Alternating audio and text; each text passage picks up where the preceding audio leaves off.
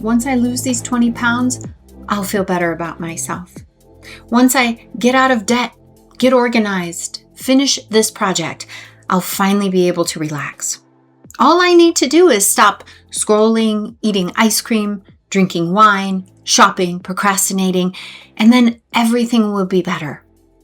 Once I fix myself, I can finally feel peace. Have you ever said these things to yourself? I know I did. I placed all my money on a horse named Once I Get My Shit Together, and that horse never ever won. This video is about how we humans often make self-improvement our form of safety and why this approach doesn't lead to the security and peace that we seek. My hope is that by the end of this video, you'll realize that you aren't a problem to fix and you'll have a new lens to guide you. On this channel, I explain a lot of our human behavior through the lens of our adaptive patterns, the ones we developed early in life to make sense of our world and navigate our circumstances. If you're curious about why you do things you don't want to do or don't do a lot of the things you do want to do, subscribe to the channel and like this video. I share a lot of content and practical solutions. So let's talk about self-improvement and why we think it's our path to safety, security, and peace. Now, I'll start by saying that I consider myself to be a self-improvement fanatic. In fact, I would say it's both my work and my hobby.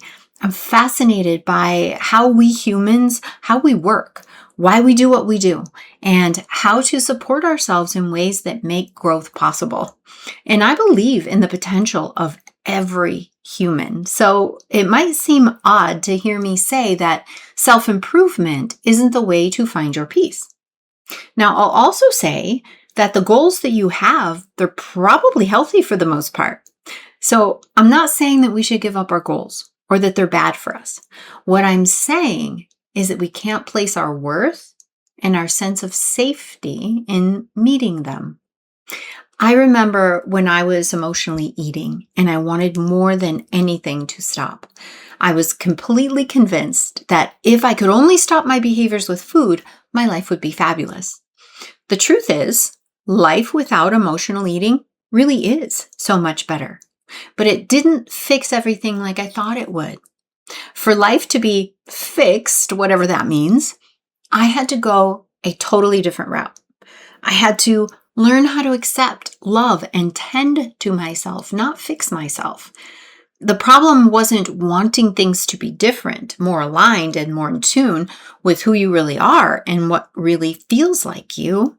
The problem is when self-improvement becomes emotional survival, because then you're no longer pursuing goals from joy or desire. You're trying to use achievement to feel safe enough inside yourself or to feel like you're enough.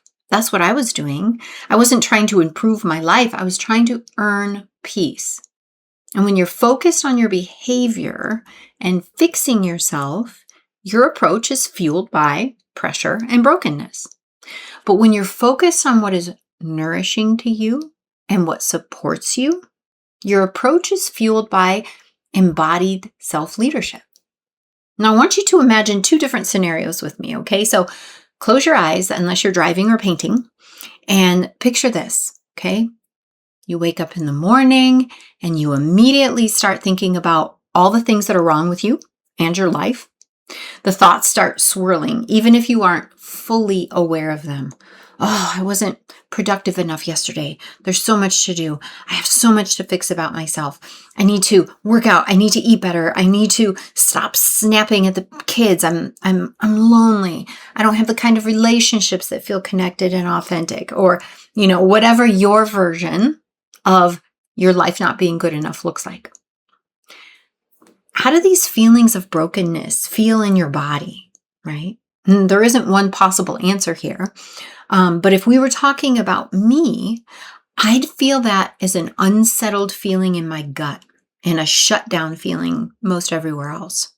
Those are clues for me that my nervous system doesn't feel safe. In fact, thoughts and feelings of not being enough are triggering for all of us humans. I mean, what could feel more unsafe than feeling like we're not enough? Okay. And then I take certain actions, right? How do I act in alignment with those thoughts and feelings?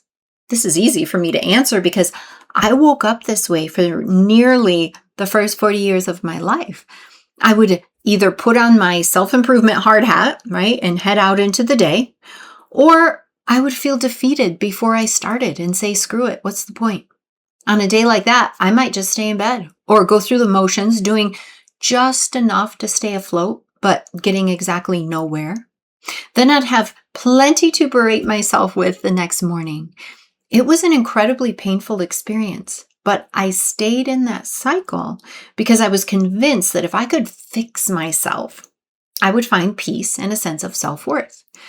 But even on the days that I showed up with, as much motivation and discipline as I could find, it wasn't enough because number one, I wasn't creating the conditions I needed to be able to do that consistently. And number two, any hope of peace that was dangling out there was conditional. It wasn't built on anything secure. It was built on performance. Even if I crushed it one day, any peace I felt would be quickly stolen away as I moved the finish line just a little bit further, right? We lose weight and then we find ourselves lamenting that we're not toned enough. We finish the project and the next one is right behind it.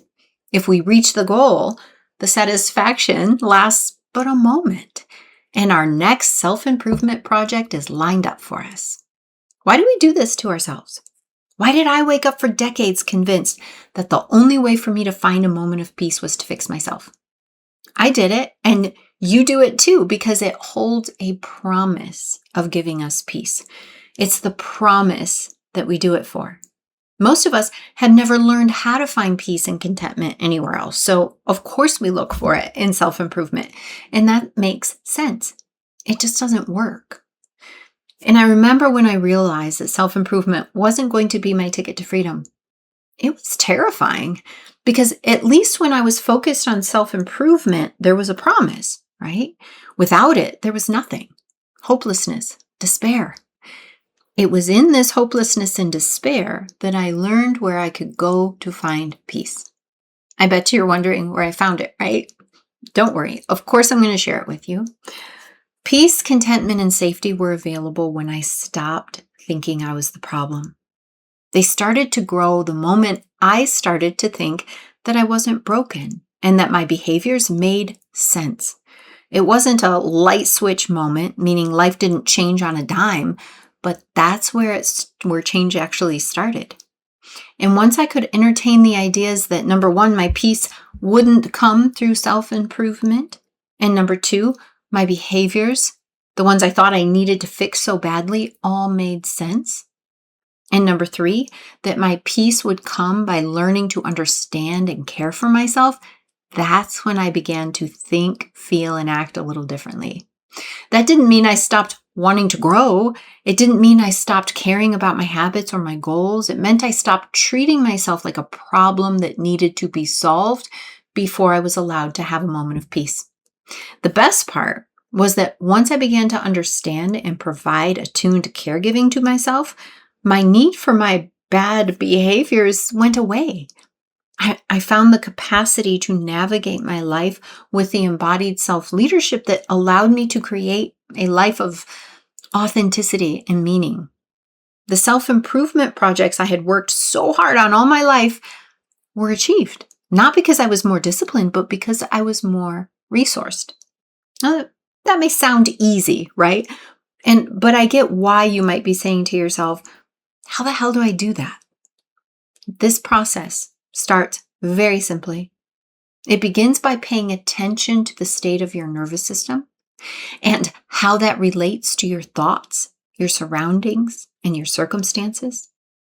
I created a resource that will help you get started. It's called Your Nervous System is Talking, Learning to Listen, and I've made it available to you in the video description below. I hope you'll start there. Take a moment, download the resource, and start to discover where true peace and security come from. Think of it like an ice cream sundae, okay? Your relationship with yourself is the ice cream. Your goals, your habits, your achievements, your productivity, These are the sprinkles. Sprinkles are wonderful. They help create a culinary masterpiece, but sprinkles on their own are kind of gross, right? You need the delicious ice cream to hold them. I was trying to build a life out of sprinkles with no ice cream underneath. No wonder there was no satisfaction. No amount of achievement can replace a relationship with yourself. No amount of discipline can replace self-trust. No amount of perfection can give you what self-acceptance gives you. If this makes sense to you, and you're ready to take a step towards true self-acceptance, peace, and change, download the resource below and let's get you started. You can keep wanting to grow. Please keep wanting to grow, but stop believing that you must become someone else before you deserve peace. Also, I invite you to take a second and forward this message to someone who needs to be reminded that they aren't the problem. I'll see you soon.